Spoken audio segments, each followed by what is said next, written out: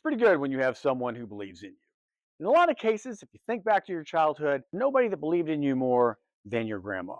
I mean, for a lot of people, there's not anything you wouldn't do for your grandma, your granny, your nana, your booby, your abuela. We're going to be talking with Justin Boogaard. He's the founder and CEO of a company called GoGo Grandparent. It's a global company that's been around for years that helps older adults find rides, meals, services, easy transportation. And the whole thing started because his own grandmother, Judy, needed this. She was talking about it and she said, well, you know what? You should go do that. And he did. It's an interesting story, but more importantly, he has some incredible insight into the needs and solutions for older adults. And that's what we're going to be talking about today. We're going to be talking about some really interesting stats about the decline once someone stops driving, about the decline when socialization does not occur, and how just being able to go places and have easy access to things can make people's lives better and help them live longer. Justin and GoGo have been kind enough to offer a free Aging Parents Playbook. It's something you can download for free. The info is below. And if you'd like to try GoGo for your loved one, they've also been kind enough to give 2 free rides with the code ADULTING. I appreciate you sticking around and being a part of this. Advanced Adulting is about helping all of us navigate midlife and beyond. Now, let's listen to Justin Boogaard, GoGo Grandparent. I'm Bradley Richardson, and this is Advanced Adulting.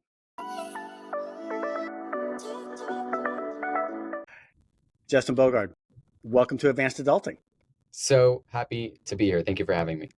Good. Well, we've been trying to connect for a while. We finally did. We got a chance to speak a few weeks ago briefly while you were in Sweden, and you're back from world traveling and helping people change the way that we care for our older loved ones. So I love it and happy to have this chance to talk to you.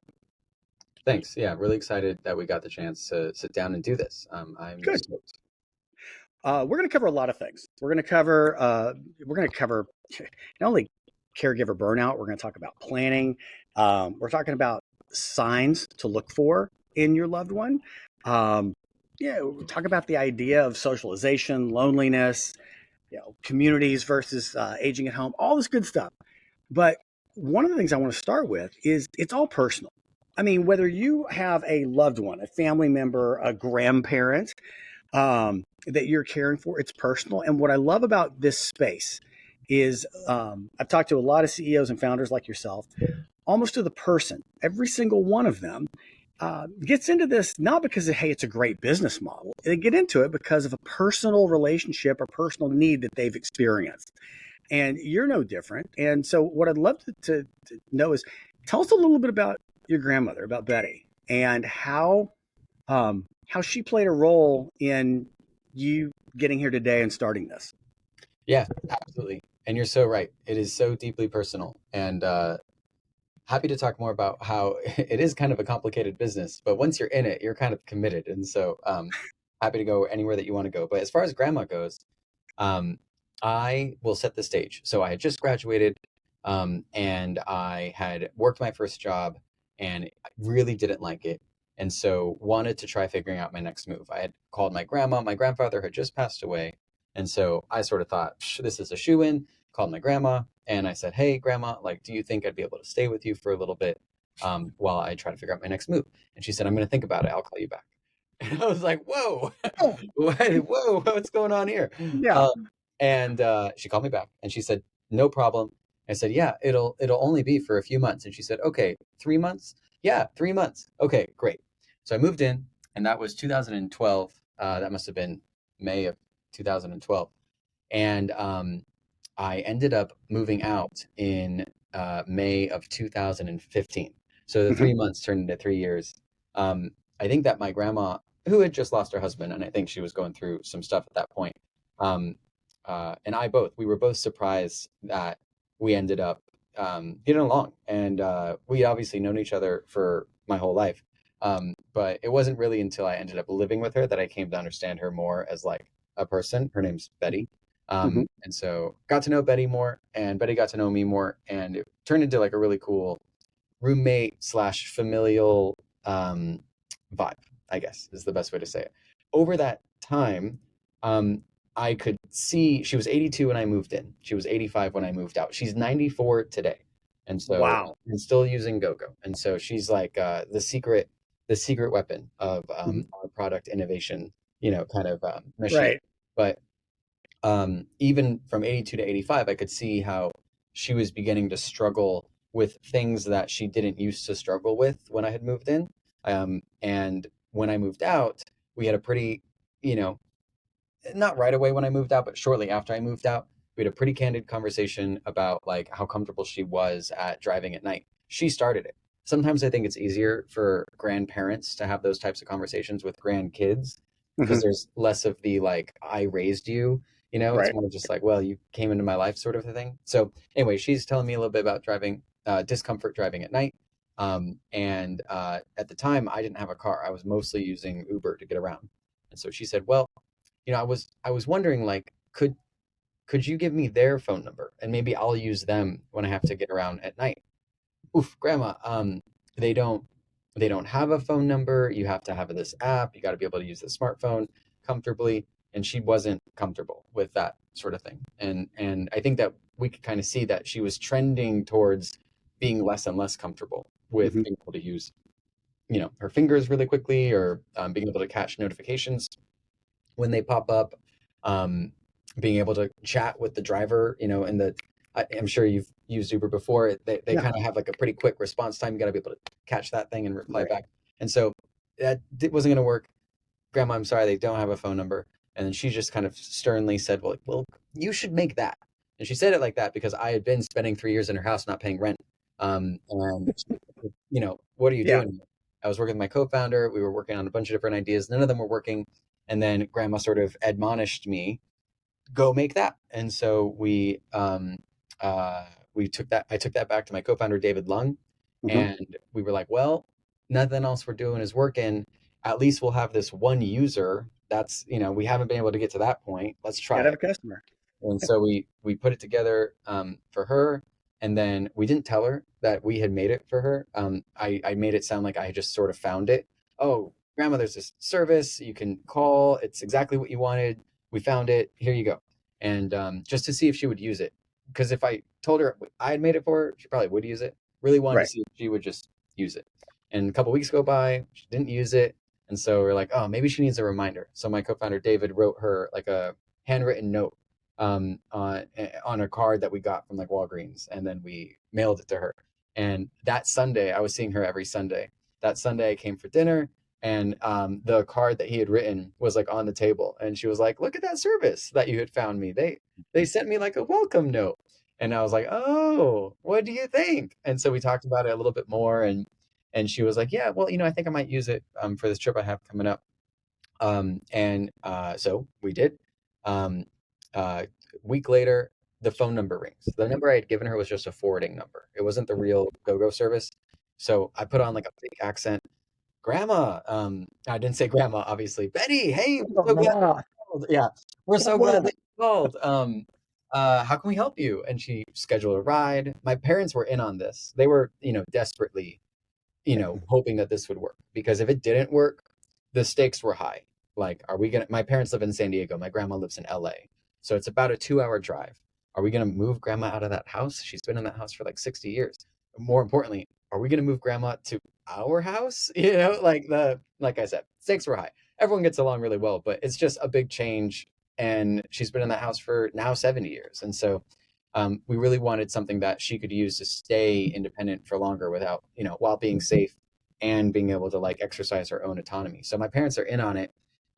As it happens, the place that my grandma scheduled a ride to was a place I was also going to. I have a cousin, he's a ballet performer, and he was the Tin Man in the Nutcracker. So it's okay. like the peak of his career. I'm in the car with my mom coming up from San Diego. Grandma's coming down from LA. The performance is in Long Beach. She requests the ride. I put the fake accent on, immediately order on my phone. The driver shows up, or I'm sorry, the driver gets assigned. I immediately call. I still remember this guy. His name was Luther. And hey, Luther, my name's Justin. You're picking up my grandma. This has to go well. Are you, my grandma was traveling with her friend Edie, who had one eye and a cane. She's going to be with Edie. Are you going to be able to like open the door for them and put the cane in the trunk? Is that going to be okay? And he said, don't worry, I got this. And it Good. was, we, GoGo would not happen if it weren't for Luther. What happened was Luther was at the time both driving for Uber Black and picking up Uber economy rides. And Hmm. so he was doing both. And so he was driving a like super luxury vehicle dressed in a suit. Oh, And so nice. when we get to the performance, I see my grandma and she cannot stop talking about how smooth and easy that was and how great Luther was. And it was just really good news. We still didn't tell her. She got a trip back. Hmm. Still didn't tell her because we really wanted to see if she would use it again. Right. At the end, we did tell her before she used it again because the next week we get a call and I think it's my grandma. I pick up the phone and I'm like, oh, this is so great. Like, hello, this is GoGo. How can I help you? And it wasn't grandma. It was her friend Edie. And we Oh, had never given Edie the phone number. So the only way she could have gotten it is if she liked the experience so much that she had asked grandma for the number. And that we had never had that, David and I had never had that moment happen to us where there was like an organic referral. So we hmm, started jumping up and down. And that's when we started taking it super seriously. We applied to Y Combinator in Mountain View in Northern California, moved up there the summer of 2016 and hit the ground running. Even to this day, though, that first experience with grandma has been so formative. So now if you call, it's not like you're going directly to a person who puts on a funny voice. It's the system is a combination of people, but then also a automated phone system. So you can call in, you can customize it. So, hi, Justin, thanks for calling GoGo. Please press 1 to get picked up from your home. Please press 2 to get picked up where we dropped you off last. Or you hmm, can speak to an operator. We have a team of 500 people that can pick up whenever you press 0 to speak to them, or you can set up your account to just skip the customizable system and hmm, go straight to them. So all of that, it makes it faster and easier for people to use. They don't have to download an app, and at the same time, that experience that I had with Luther has become a part of the experience going forward. We call every driver that gets assigned to one of our clients. We make hmm, sure that they can accommodate a walker, or if someone needs the car seat to be slid all the way back so that they can stretch out because they have a right. slipped disc and they need to extend their foot. We'll handle a lot of those requests, those kind of custom requests that are unique to the client over the phone with the driver. We'll save those experiences with the driver. If they get assigned to another GoGo client, we'll run them through our system, make sure that they've said yes, they can help with loading a walker into the trunk, Hmm. helping an older adult buckle their seatbelt. And then if the client needs that, we'll let it go through. If it's a driver that's never had that request, we'll call them again. So there's this huge white glove kind of apparatus happening behind the scenes to tailor every experience to the needs of the client. And we Hmm. learned that from grandma. The last thing I'll say, sorry, you probably didn't want a 15-minute. No, it's why The you're here. last thing is that every client that signs up gets a welcome card, not just a card. Now we also have like a business card and they can request a magnet, but uh, You're not going to Walgreens anymore, right? we don't go to Walgreens anymore. We have established printers in different regions of the United States. But that welcome card is so important because it makes people feel like, okay, the service is real. Hmm. They know my name, and so that was also something that we learned from that very first experience. So it's been a wild ride since. Happy to get into it, but that was the beginning. Well, I mean, and again, we start off saying you founded this out of a personal need. Granted, not many founders had their grandma said you need to go do this now, but I Right, loved right. it. Yeah, it really was her idea. I mean, that's a critical thing I need to make sure is out there. She told us to do this. She Well, needed this, and you got to so do what grandma says. you gotta It's do it. good. You're a That's good boy. There you yeah, go. What a good there it is. grandson. Oh, thank you. What I think is interesting is, and look, my mom has passed, but I know the challenges with just transportation, and that is whether they're living on their own, whether they're living at home or a facility or anything. Just that it's daunting. It's daunting when they don't know you don't know how they're going to get there, and that whole experience when you're talking about Luther, you're talking about everything from the comfort level of a card, the comfort level of, hey, I'm picking up a phone because, yeah, look, I mean, you get so many apps and everything else to choose from. You're just frictionless, and then that experience, that, hey, because it doesn't matter who you are, but you're going to have a custom experience there, Right. whether it's going to the doctor, whether it's going to a show or anything. And that, I just remember the challenges that we had with my mother, just getting her to the doctor. Okay. from a scheduling standpoint, from a logistics standpoint, everything. And Yeah. so we didn't know about GoGo at the time. How Would many have been a siblings big do you help. have? You're I'm saying sorry. we. You're saying My we. sister and I. Yeah, Yeah. my sister and It I were the usually ones. is a family effort. Yeah. Well, let's talk about that for a second. I mean, that's kind of a big thing for so many folks. And you and I, we're talking about your grandma. Generation one. I'm in my 50s. Okay, generation two. You're the grandchild on this. I mean, I assume you're in your 30s there. Um, I think that's the thing with so many families with this is you have to plan for it. You do. In the back of your mind, everybody does, whether it's something of going for Sunday dinner, whether it's going for, Thanksgiving or the holidays or whatever. And you see sometimes the decline, or that, hey, they're going to, someone just passed away. So, your grandfather passed away. You have to deal with this. But what is amazing is very few people, myself included, it, but you don't plan for it. You don't. It becomes this kind of, oh crap moment of, wow, we need this and we need it now. And either here's a gap where I don't know where to go, or you become Dr. Google in the middle of the night and, Right. trying to find something. Let's talk about that for a second. Because you see so many different families and so many different seniors.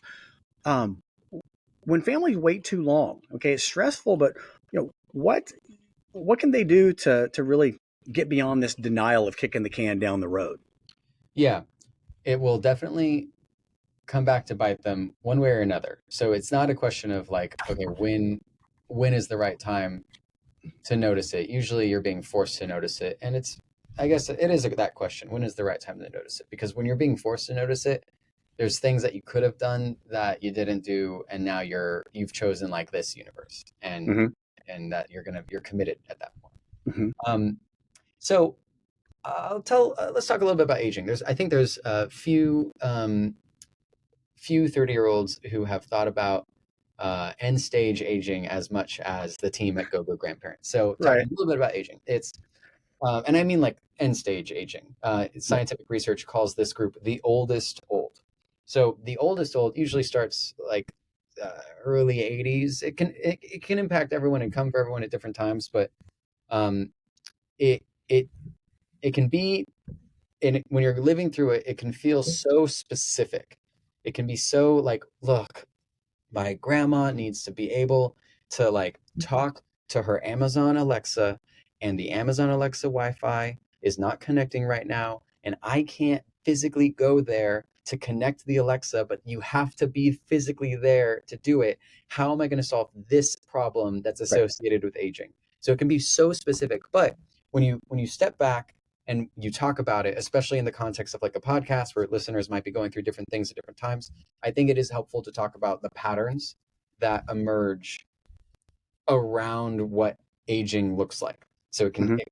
in every individual instance, it can feel different, but there are some patterns. Mm-hmm. This isn't GoGo. This is the caregiving industry has Sure. characterized these as there's 7 sort of activities that people begin to struggle with as they age that impact their ability to live independently.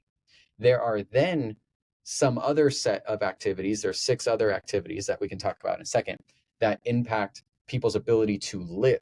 So it's living independently leads to not being able to live independently eventually leads to not being able to live, without help. Maybe it's helpful to like talk a little bit about. So the 6 activities where you're not able to live independently. So I think the definition is if you can't do any 2 of these activities on your own, you'll end up in the emergency room within 3 days. Mm-hmm. Things people can think about it. This is like helping someone eat, helping someone use the restroom, helping someone get up out of bed.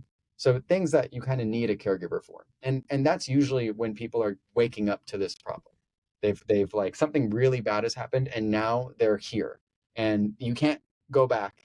You can't try to fix it earlier. You're here now. You're Right. committed to caregiver, a senior living facility, something or a move, something like that. But the activities that come before that, those are also predictable and they happen over a huge period of time. So usually about 7 years. These are called the instrumental activities of daily living, and there's 7 of them. Usually the first one to go, no surprise, is transportation. And so I think that's part of the reason why this is what came up first for my grandma. It's because it's the first one that typically goes. And you can imagine why. Driving is a complicated activity that requires cognitive function to be sharp, reaction speeds. You have Hmm. to be fully in tune with your body, and be able to step on a brake or move a wheel a little bit. You have to be able to see at night and feel comfortable driving long distances. So Right. driving, because it incorporates so many systems, those start to go first. What another way of thinking about the picture I'm trying to describe is that if you are seeing someone struggling with driving, even if it's just driving at night, what that means is that in 7 years, they statistically, they are going to be at that point where they need much more than just a little help driving at night. And so you don't Okay. have to do anything in that moment, but you just need to be cognizant that there has yet to be a person who has had trouble driving at night and then who has, not passed away and Right. done so through age-related frailty. And so it is kind of a road that begins with that. And the nice news is it's not the only milestone. So eventually people will start they'll start eating a lot of the same things. And so, oh, okay, it's easy to joke about. I think that's part of the reason why Right. it's so hard to to see it for what it is.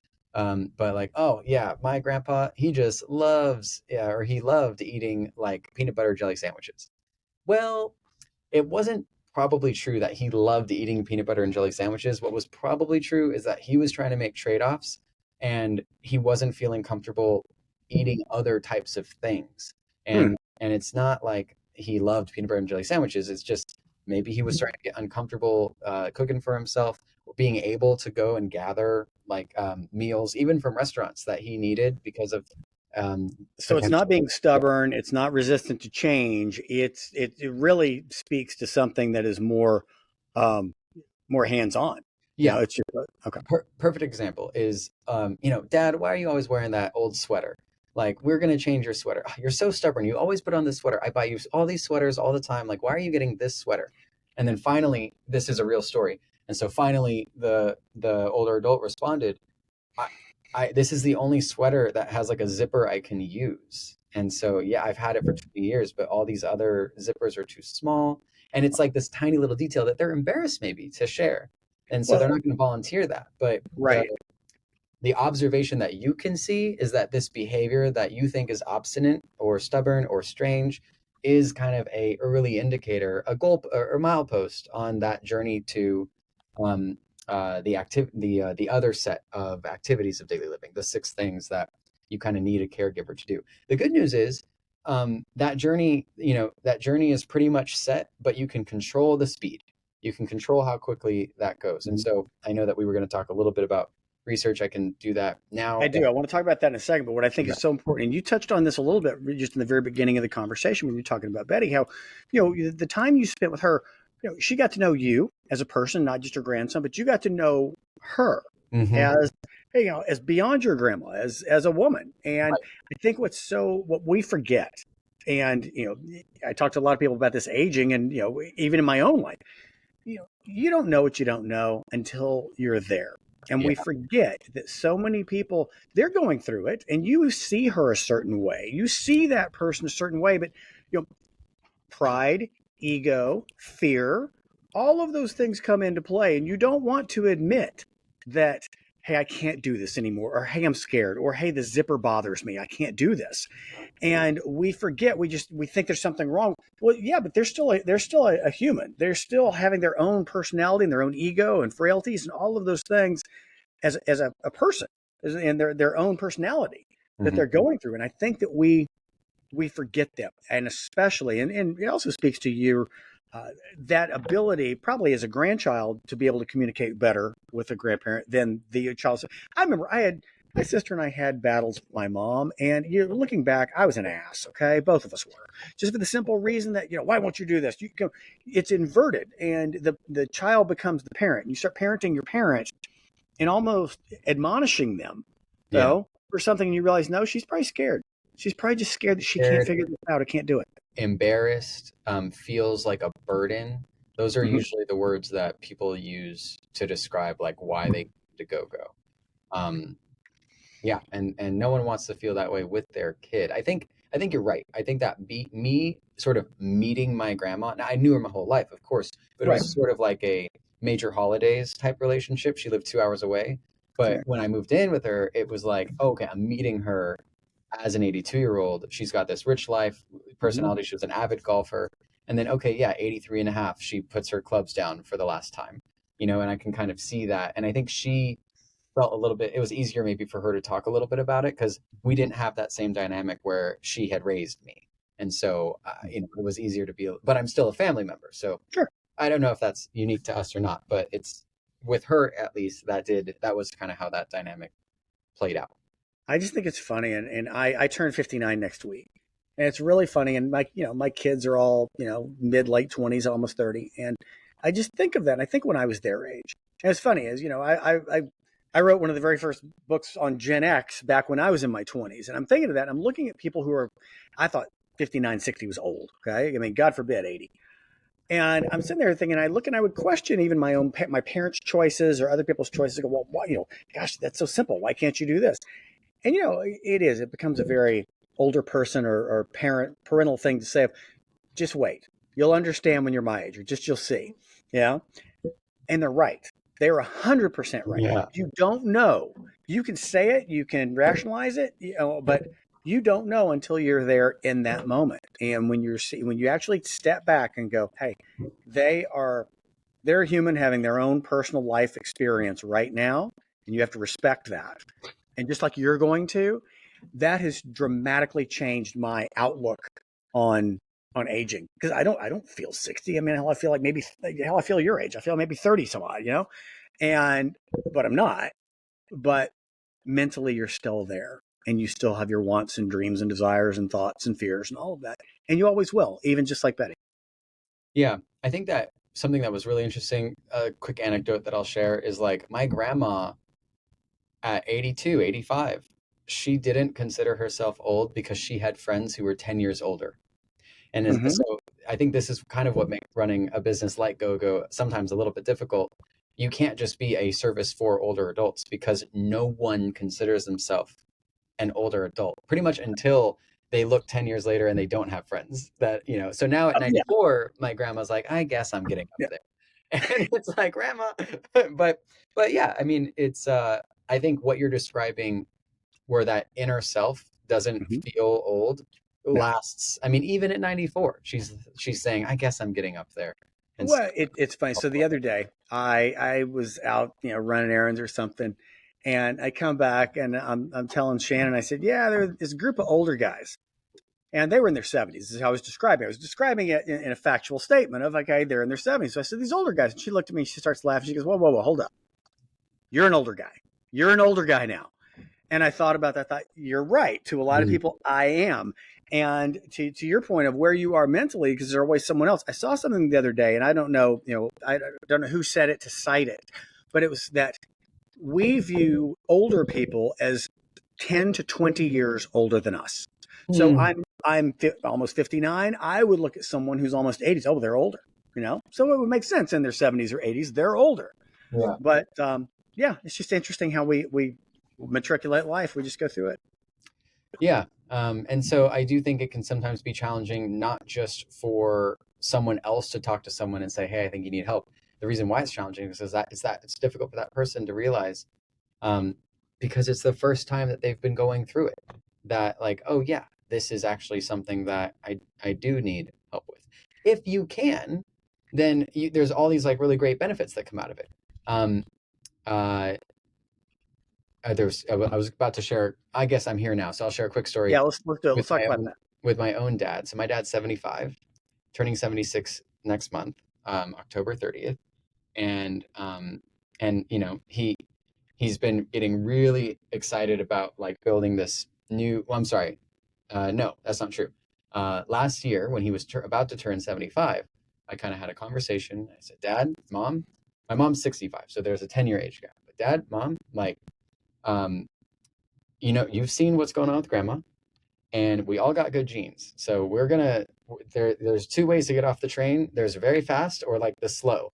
We're probably going to be getting off. Our train's probably going to be slow and down for a long time. So, Right. you know, you're going to be turning 75.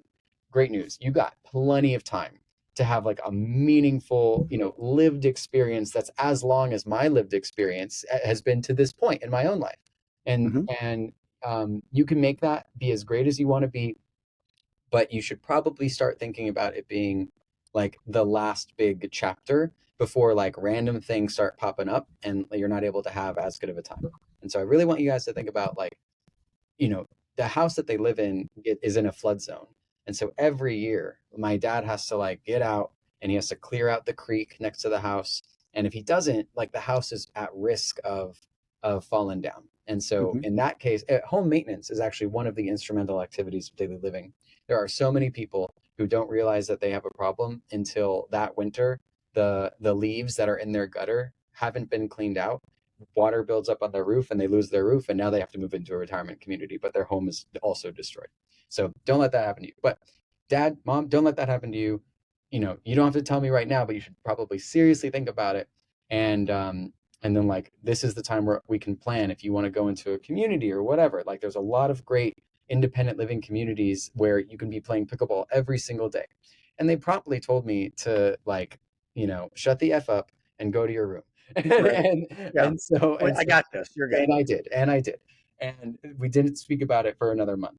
But then a month later, my dad started like building out a retaining wall or contracting the building of a retaining wall in the creek.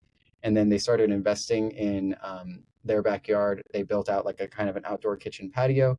And when I asked him about it, he's like, well, like, oh, and then finally he told me they're putting in an elevator. It's a two-story house. And I was like, okay. So like you You made guys your are choice. Got it. committing to here. And he was like, yeah, you're an absolute brat, but we're committing to here. And so, and now he can do that. And if he, because of that, because he's not going to be dealing with those problems of like, oh, I got to put in an elevator when I'm already kind of struggling, it's going to be so much smoother for them. Hmm. And it's gonna be smoother for me. And so it's Sure. going to be easier for, I think, the next 15, 20 years because they're making the decision to sort of better invest now. And that is what people see with the instrumentals. A big horrible thing that when I think about my own journey through aging, I'm super worried about is what happens with cognitive stimulation as your world gets smaller and smaller. And Hmm. so this happens with a lot of older adults, but they can't leave their home comfortably. They might not be eating very well. Right. They might be living in maybe unsafe conditions because of the home maintenance stuff. Now, I mean, we once talked to a client who she only lived in two rooms in her house because all of Hmm. the other rooms, the light bulbs had gone out, and she couldn't get up on a stool to like fix it. She didn't have anyone that Right. could. And so your world will kind of get smaller. Your opportunities for cognitive stimulation start to get a little bit smaller, and then that can really advance physical consequences in your health. Going back to Hmm. that horrible metaphor of the train, but that's going to speed up the train through Right. like your journey through aging. And so if you can invest in things that slow it down and let you, you have a solution that can get you to the Moose Lodge is an example that we use internally at GoGo. There's this woman, her name is Rosemary. She always calls in and she tells you her age and her weight. She's 86 and she weighs 96 pounds. And she goes to the Moose Lodge and it's some sort of dancing thing. So Right. she's setting up her life for that cognitive stimulation. That's going to keep her feeling young and going for a lot longer than if she hadn't made a decision to Mhm. kind of invest in covering some of the gaps. And so there's But research that goes into that. But I just wanted to share a little bit more about how those conversations have been going on in my own family and how you know, it's extremely uncomfortable of a conversation to have and not for everyone. But that's how we've been thinking about it. hey, we'll get back to the conversation in just a second. But I want to take a moment and thank our partner, GoGo Grandparent. GoGo is a service that helps older adults stay independent by connecting them to rides, groceries, and essential deliveries, all using a phone. No app, no smartphone, anything like that required. It's old school meets new school. Look, if your parents or grandparents have stopped driving or if you've quietly become their on call chauffeur, you need to know about GoGo. With just a simple phone, GoGo connects your loved one to safe rides, grocery meal deliveries, even home services. And it keeps you in the loop with text updates. We partner with them to create a free resource just for you, the Aging Parents Playbook. It's full of practical tools to help you navigate planning, caregiving, and keeping your parents safe and supported. You can download the free Aging Parents Playbook now in the description or the bio, or comment the word GoGo. And as a bonus, you're going to get 2 free rides when you use the promo code ADULTING. Claim your free rides by going to GoGoGrandparent.com or call 1-855-649-2748. And don't forget to mention promo code ADULTING to get your 2 free rides. Now, let's get back to the conversation. And What are some ways that you bring these conversations up? Because you're right. I mean, it's just how it's delivered. It's a sensitive subject on both ends. Acknowledging a decline, whether you're the older person, whether you're a child or a grandchild. I think this is where a lot of people screw it up. They either ignore it and don't talk about it, or they talk about it in a no, this is what you're going to do type of situation. right. What do you see as some best practices for that? I think earlier is better, ideally before there's a problem. One easy way to do it is to start talking about like stuff that, end of life things like, oh, hey, like, I'm going through this, not, okay. So one example would be, I just got married recently, right? So I'm using my own life milestone and I'm leveraging that to start a conversation around a life milestone that my parents might have far, far into the future. So, hey, we just got married and like we're thinking about our will, or we're thinking about I'm blanking on the name. There's like an end of life protocol where you can sort of fill it out, and even if you're not cognitively there, they'll follow the instructions. End of life resuscitation instructions, maybe that's it. We can look this up. But I was doing this myself, and I realized like, hey, how do you want this to go for you? Do you want to be like on a machine and we'll just keep going until the doctors say no, or do you want to like pull the plug? 90% of people do not want to be on life support for greater than 72 hours. It's 90% of people would prefer like, pulling the plug. And so it's an easy way to kind of bring up this thing that it's like, okay, it's far in the future. You don't have to worry about it now, but like, it is probably a preference. You won't be there to tell me. So what would you want like your resuscitation instructions to look like? And now you're talking about it. I think it's hard to give like a single piece of advice to any family because every family is so different.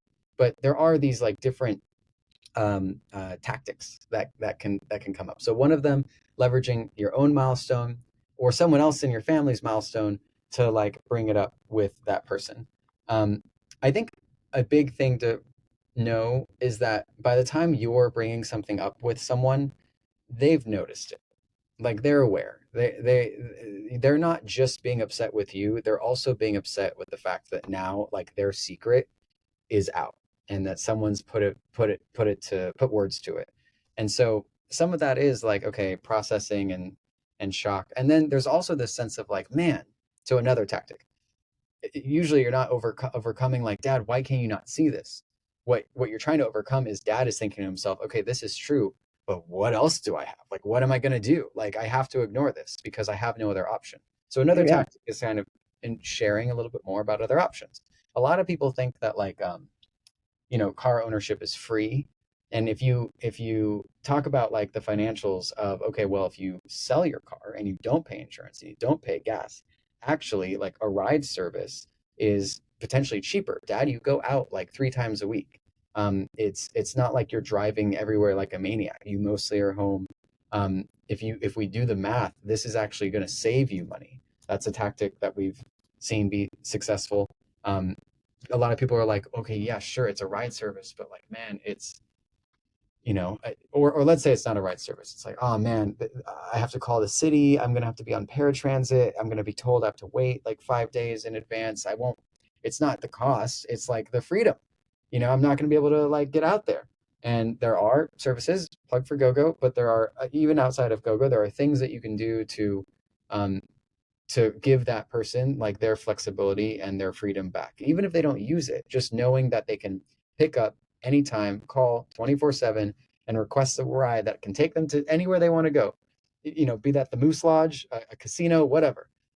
Even if they don't go, it's like something that they have the ability to do, and that sometimes is enough, to make someone feel a little bit more comfortable. The last thing I'll say is the other objection that you hear is that, man, like, well, even if it's really fast, like I'm a little bit worried about I'm worried about trusting a stranger, and I'm worried about kind of I can't do these things on my own anymore, so I'm gonna have to get into the car with a stranger, and I don't, they might not be telling you this, but that might be the thing that's sort of in the back of their mind. And once you have whatever's in the back of their mind out, it's usually easier to maybe help overcome those objections. Oh, mom, dad, I'll do the first one with you. I'll be right here. You'll be able to call me, whatever. And then you're showing them how easy the alternative is. And then, like, if the truth is that they've sort of noticed this already, and they feel as if there's an easy alternative, you can kind of sit back and wait sometimes, and let it sort of take its natural course. That doesn't mean abdicate, but maybe you're not being so forceful, and you're more just like making sure that those alternatives are in their home, in their daily life, easy to use, ready to go whenever. Right. That's another tactic that we've seen work. I Well, could talk about others, but go on. what I see as a theme in this, and you've mentioned it, and it's part of what we try and do with seniors, and they all strive for independence. I mean, no one likes to lose their independence. I don't care how old you are. I mean, when you're young, you want your independence. When you're old, you want to hang on to it and fight for your independence. And sometimes that just means you're not capable of it, or it's not safe, or it's not in your best interest. And that's a hard thing to acknowledge. Um, One thing I want to talk about. I want to go back to this. You were talking about your dad and the choice to stay at home, and they're planning ahead, which a lot of people should do, but to really fit the house for what's ahead. Um, yeah, the stats are incredible now, showing how many people want to age at home and remain in their home now for a number of reasons. But some people, choose to live in a facility. Some people don't have the opportunity to, or the funds to.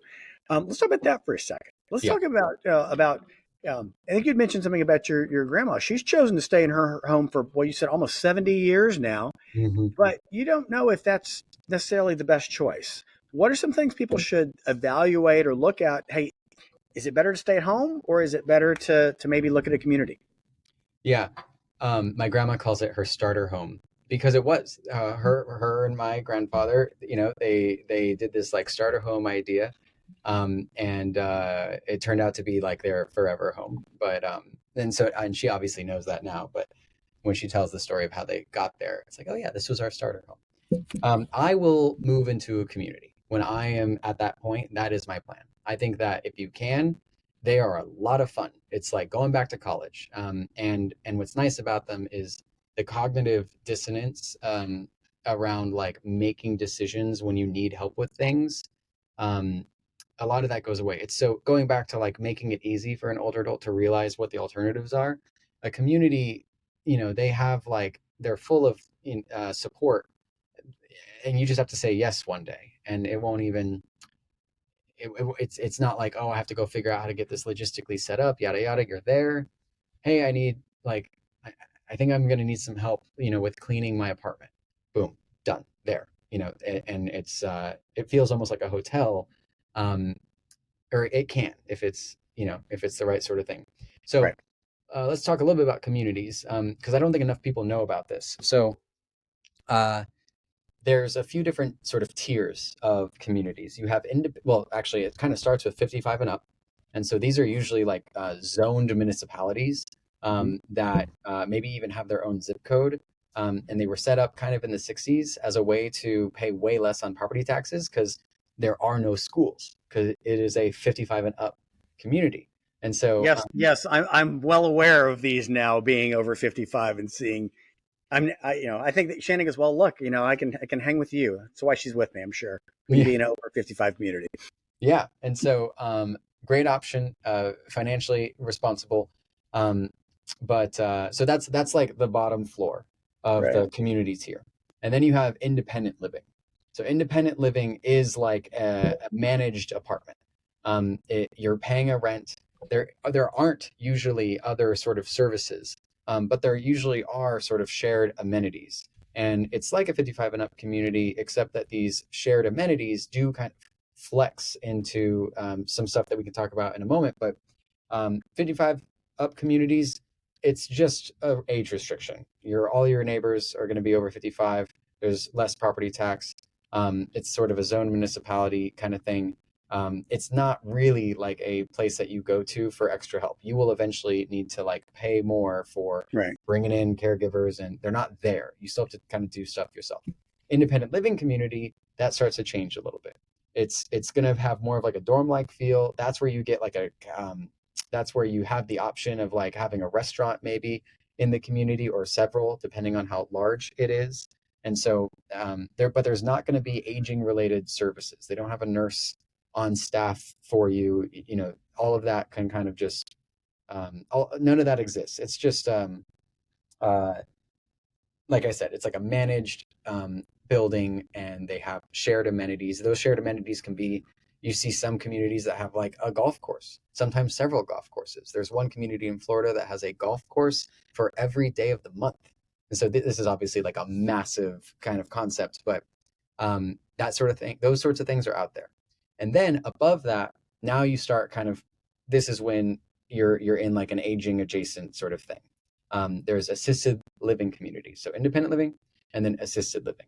And so now the community will have, there will be caregivers on staff. There will be a doctor that you can have access to there. This is where it starts to get kind of really expensive. There's usually a staffing ratio associated with these places. Typically, an independent living community has an assisted living wing. And that's really nice because then you're not moving. I mean, you are, but you're not leaving the building. You're moving from one wing to the next. That wing will be, equipped with things, but you still have a lock on your door. You still have control of your air conditioning. You're still kind of in charge of the services that you receive. Above that, you have skilled nursing, and that is not where you're in charge. That is a pseudo hospital environment. You usually have a roommate. Your door does not have a lock. People can come in and check out on you. If you've ever had like a surgery and you've ended up in like a transitional care facility, usually a lot of those transitional care facilities will also double as skilled nursing. And so that's, you're not having fun at that point. But you can still kind of minimize the discomfort. Sometimes you'll have an independent and assisted living combo that will have like a skilled nursing wing. And so it's nicer when it's all sort of there. If you are not planning ahead for this, or more likely for your listeners, if they have a family member who technically would qualify for Medicaid, and let's talk about that for a second too. So you're over the age of 65, you're on Medicare. You have a house, everything's great. Now you start having some pretty serious, kind of medical expenses, caregiving associated expenses. You need help. You could, ask your family for help. It's usually more tax efficient to use your own resources because anything that you leave is going to be taxed when it gets passed down to a family member. And so you better to use your own resources. Eventually, what might happen, though, is you do the math and what you need to do. So America has this beautiful thing for older adults that are poor, Medicaid.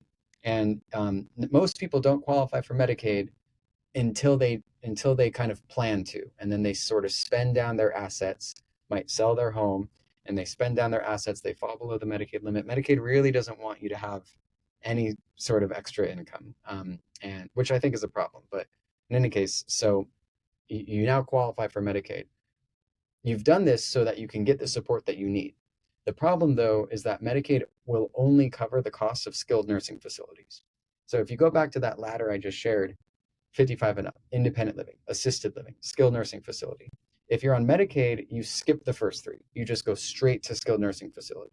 And because of that, there are some Medicaid skilled nursing facilities, in air quotes, where you're going to have a people that are across the spectrum in age and abilities and resources independent ability to care for themselves independently, but they're all crammed together in this skilled nursing facility. Right. There's usually no fun amenities. I think that's what people think in their mind. I think that's what scares a lot of people. When they hear community, we instantly just go straight to that thought of some That sort of decade, yeah, bad old folks home or bad community.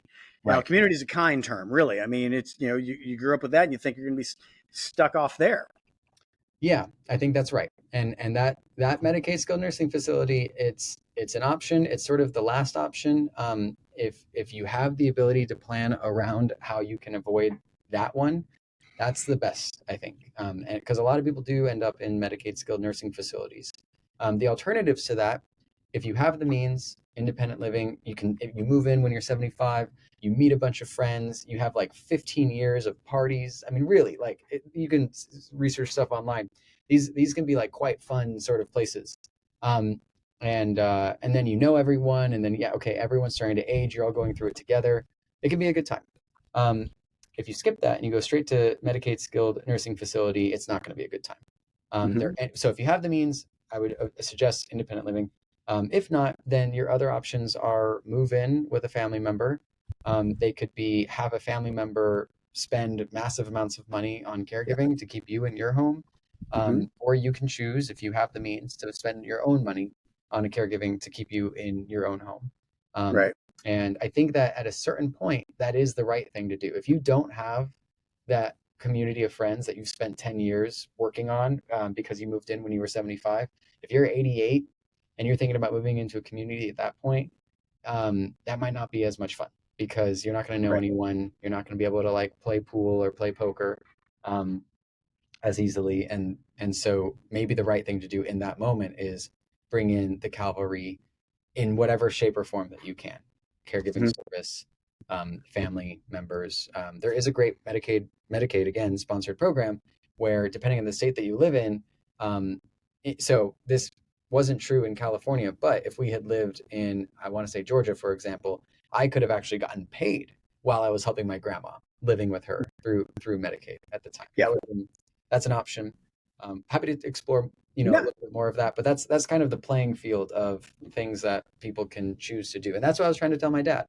You can No. make this home a place that you can live in for the next 15 years, or you should probably try to create that new network of friends that you can get if you move into an independent living community. And he would have had so much fun. Right. He plays pickleball, he loves to cook. I mean, he would have had a blast. He chose to keep his friends, and I don't blame him.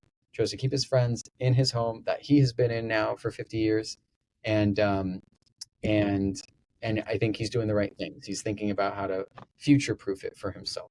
I Um, love that. yeah, One thing I want to touch on, and it segues nice into this, is we talk about the loneliness epidemic. It hits everybody across ages, but especially folks that are older. And you're talking about the importance of having that friend group. And you've said something very important previously that hit me. It was this idea of, you don't want your only friends to be your doctors. And I yeah, think for a lot of older people, that's it. And yeah, people are going to pass away, people are going to age out, but I think that um, a lot of folks kind of put themselves in a situation where they are isolated. And I know that was the case with my mother. I mean, it was just, she had access to, to my sister. She had access to me occasionally, obviously with the phone and everything, and talking. But there wasn't that friend group or that socialization. And I think that the rapid decline that comes from that is is pretty important to address. Let's talk about that for a second, about how people can avoid isolation. yeah. I think it's becoming a pretty well-known stat now, but loneliness is the equivalent of smoking a pack of cigarettes a day as far as health outcomes. But the first time I heard that, I thought that was a cute saying. I didn't really know where it came from. Where that comes from is large scale longitudinal research where they've tried to quantify how lonely people were. And then they looked at their downstream health consequences. And then they said, oh my gosh, the people that are the loneliness, I'm sorry, the people that are the loneliest have the same types of health consequences as people that are smoking a pack of cigarettes a day. So it's Hmm. not like a cute expression. Right. It's coming from this place of medically, clinically, statistically. They can Hmm. say if you are lonely, you are going to have negative downstream health consequences that look like this. And this is kind of the equivalent of someone who's smoking a pack of cigarettes a day. Wow. So that's a real clinical pathology. Um, and uh, And I see with my own grandma, when you get to be in your 90s, like the only thing that matters is friends and family, the interactions that you're having with people. And I think, unfortunately, for grandma, a lot of that is fewer and fewer friends, um, my immediate family and myself, and then her doctors and medical staff. Right. Strangely, like I think this is probably more of a reflection on my grandma than it is on the situation in general, but she is forming very close bonds with her doctors and medical staff, and Right. so I think it is more than just like a quasi friendship, at least in some cases. But yeah, you don't want to be in that position if you can avoid it, and it's better for you to avoid that position. And so that's kind of And part of that's just getting out of the house. And we've talked about that in this conversation. So many people feel trapped, or whether they can't drive or don't feel that they can ask or have a way, and which really brings us back to why GoGo exists. And I think what you have done um, is remarkable and really helping, not only helping people keep their independence and maintain those connections, go places and do things. But it's also something that helps the adult children and grandchildren there who love them and care for them as well. It not only logistically makes our lives that much easier, but it allows us to see our loved ones thrive, and that's amazing. You're doing good work. It's good stuff. Thank you for saying that. Yeah, I really appreciate it, and it's easy to get out of bed in the morning when you're working on this type of problem. It can be Right. sometimes really frustrating, but Yeah. generally, yeah, you never have to wonder what's going on. Good. Hey, a couple more questions then. Number one, can be about anything. This could be any subject that there is, but what are you most excited about right now? What is really getting you going and you're excited about? Um, Given that we've mostly been talking about, um, okay, yeah, what am I the most excited about? I will share. So, GoGo is at best a band-aid solution on the aging problem, and I think that my grandma is very proud of me. But if the devil came to her and said, Betty, like, I will. So my grandma has macular degeneration, which is not always true for aging, but it makes it hers version harder. Betty, I will give you back your eyesight in exchange for your grandson's soul. She would make that trade so fast, and she would throw in her dog's soul as well. Ah, And so, obviously she's proud of us, and obviously we're helping her, and we're doing the best to make a bad situation less bad. But we are kind of this band-aid piece. And when you think about the physiological process of aging, it isn't super well understood. Part of the reason for that is because over the last 50 years, most most government research funding for science has been going towards specific disease states. And so, okay, Alzheimer's is a great example. What is causing Alzheimer's? Yes, we know it's correlated with aging, but let's go find out everything that's going on with Alzheimer's. Okay, yeah, heart disease. Yeah, we know it's correlated with aging, but what's going on with heart disease? Lung disease, cancer. Yeah, we know it's correlated with aging, but what's going on with cancer? So all of these end stage diseases are correlated with aging, but the way that the funding apparatus was set up was we're trying to figure out diseases, and the reason is because we can take a bunch of people that have cancer, give them a therapy, and then if they stop having cancer, it's a little bit easier for us to know that that therapy worked.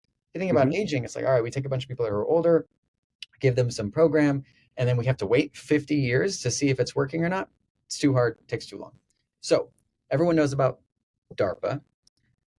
There's something else called ARPA, Advanced Research Project Agency, ARPA-H/Health. And so this is new. This is recent. This is in the last 12 months. ARPA-H is a program that is trying to figure out things that are correlated with the aging process that they can use to measure the effectiveness of broad scale strategies that slow that process down for people. Hmm. And it's really exciting research. So basically the idea is we're not going to wait 50 years to figure out if something helps with aging, but if we can figure out some sort of flag or some sort of early indicator of faster aging, maybe we can create therapies that just treat that. And so GoGo has this really incredible opportunity to be a part of the first time that the powers that be are looking at this problem. And we happen to have a massive population of older adults that are looking for things to do. They're excited about research and science. Not all of them, but many of them are. And so we have been working on partnering with different research groups through ARPA-H to um, help power different types of studies that they can use to see if there's ways where we can really start to understand the mechanisms that either speed up or slow down aging. Everyone knows that they have that friend who lived to be 100 or 105. And okay, well, why did they live to be 105? But like my grandma, well, my grandma might live to be 105, Right. honestly. So, but my friend's grandma, passed away at 80. What's the difference? And there is a difference. We just don't know what it is yet, and no one's really spent the time to study it. And so I'm very excited about our ability to help this research go faster. And even if we're not a part of it, just seeing this come into focus Mhm. for the federal government, it could be a really exciting change in the way that Western medicine, which has been so diseased focused for so long, starts thinking about the whole person, general wellness with longevity as an outcome that we Wow. might be able to change. Um, so Good stuff. that about that. That is something to be excited about. That's good. So usually, most of my guests are closer to my age. They're in midlife and beyond. They're in their 50s plus. And I usually ask them, hey, if you had a time machine and you could go back 20, 30 years and have coffee with your younger self, what would you tell yourself? So you'd be about 10. And, and so we're not going to do that. What I am going to do is say, let's use that time machine and go forward a little bit because you have a unique perspective and vantage point here when the work that you do with aging. So I guess let's fast forward. You're, 55, 60 years old. What have you learned now? And how has what you've learned and done changed how you view aging? Yeah. Um, so I'm sorry. I'll answer the first question actually, because I would be about 14, and I would Okay. probably say, do not date her. And that would be Oh, I hear that would be that. the advice Yeah, I we would give get to myself yeah. at that age. And then so now the second question, going fast forward, what age am I? You're 55. 55. And I'm asking myself what I should do You're differently. coming, you're coming at this. You're going to have so much more information about aging than I ever did at 55. I guess the question is, with that knowledge, how will you change how you live and change your views on aging going forward? Yeah, I think that this did kind of briefly come up a little bit earlier. I'll expand on it now. I've really seen how community is everything in those like really final decades, and I would try to cultivate that community as deeply as I can. Not just my family, though I hope to have a deep relationship with them. I can't control it, right? But hope it's good. I guess I have some influence, but I hope it's good. And then my longtime friends, absolutely. But there are so many GoGo clients who find out about GoGo because their neighbor called, and their neighbor is checking in on GoGo to see if it could be a good fit for Mm-hmm. their neighbor. Mm-hmm. We've had grocery store clerks from small towns, watching someone come by and seeing things start to get hard, call GoGo or even request pamphlets of GoGo that they can give out to some of their regulars. Mm-hmm. I've been moving around a lot over the last decade, and we were talking about it a little bit before we started recording, but I do not know the name of like my favorite coffee shop barista, and I need to learn that name. And I want to have these deep social relationships with however many people I can. I want to be friendly, and I want to feel like people can rely on me, and I can rely on people, even if it's like that grocery store clerk, because Mm-hmm. I think I think that that is kind of what ends up mattering when you're 85, and it probably is the sort of thing you can start influencing when you're 55. And it's I also love something that. I'm not super great at right now. So I need to continue to work on this. But I love that. And to your point, it's never too late. There's a couple of things with that. Sometimes it's those deep relationships, but it's also just connecting with another person, whether you're passing with the barista or whomever. And I think it was Trader Joe's. I read that certain Trader Joe's have a specific line. Okay, and it may be another grocery store, but they have a specific line called the slow line for older people or anyone who just wants to chat. Okay, that's Uh, just it. So you can go and they put their chattiest clerk there, and it's just that for someone who they get out and they just want to interact, and we forget how important that is because you know why? Because everybody's on this so damn much that yeah. they forget what it's like just to actually have a conversation and speak, and share your photos of your dog or your grandkids or whatever. And I think that's important. And the other thing that hit me when you're talking about that, and I've learned this. I mean, look, it's great. I admire people who have truly lifelong friendships. They knew each other in high school or college or, in their 20s, and now 50 years later, they're still friends. If you have that, A plus. The fact is, though, a lot of people don't. And I think a lot of people, I've said this, a lot about advanced adulting. History and longevity does not mean connection. Okay. Just because you've known someone forever does not mean that you're connected. And you can bring in new friends at any age, 34, 54, 74. And why I think that's important is, I think I came from probably one of these last generations. It's a very Gen X thing. Forget the drinking out of a water hose, but we were also one of these where, hey, we didn't have these things to find out. So it was like, where are the kids? Well, you see where the bikes are, and you go next door, and hey, can Justin come out and play? And that was it. And everybody wants that. But we don't have that anymore. And I see so many people my age in midlife and beyond, I'm sure amongst seniors, that you just want someone to come knock on your door. You want someone to ask you, hey, can you come out and play? Can you go get a drink? Can you go get coffee? Can you play pickleball? Can you go do whatever? And the problem is we are all so hung up on, I want to be asked. But the bravest thing I think you can do to combat loneliness is to be the one to ask. And it may kind of be counterintuitive. It may not be your nature. You may be an introvert by nature, but sometimes you may have to be the one to pick up the phone, to make the call, to ask, to say hello. And that hello is a powerful, powerful thing to combat loneliness and establish those relationships. And it's important stuff. Super well said. Yeah, Yeah. I definitely struggle with picking up the phone to call people to say hello right now, and um, something that I hope I'm much better at 55. Hmm. Never too late.